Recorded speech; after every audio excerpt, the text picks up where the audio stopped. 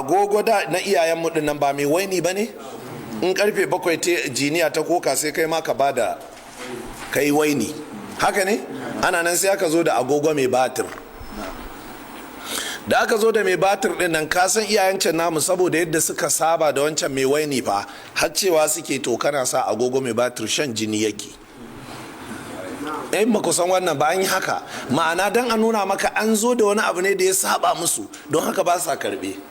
Lokacin me ake sawa a miya? Daddawa. Da aka zo da magi fa, sai suka ce magi to mage kenan, naman mage ne, na haka sai suka ƙici. Wani tsohon saboda kinibibi in aka yi miya da magi sai amai, in aka ce mai da magi ce, amma ba a ce mai ba fa sai shiru kuma ba zai amai ba, kaga da ƙarya ne kenan. Ko kun fahimta jama'a?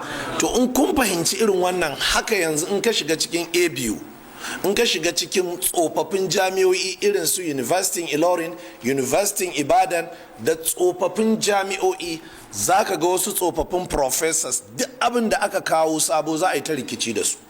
Za su ce za a bata ilimi, za a bata ilimi, ta yana ta makyarkyata kamar zai kuka, saboda shi so yake lallai sai dai a zauna jiya yau.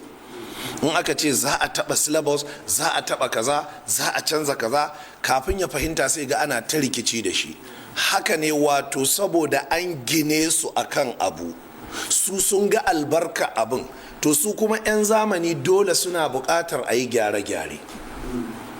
Yanzu a Ghana da wahala ka ga minista ɗan shekara 40, ministocin shi 'yan shekara 29, 30, 32, saboda mai masu sabon tunani waɗanda iska take shiga kansu suna iya fahimta abubuwa.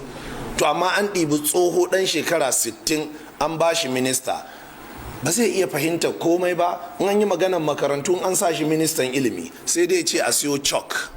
In an ce mai za a yi amfani da projector, za a yi amfani da whiteboard, za a yi amfani da marker, sai ce za a kashe kuɗin gwamnati, chalk ne kowa ya amfani da shi. Ko kun fahimta jama'a? Yawwa.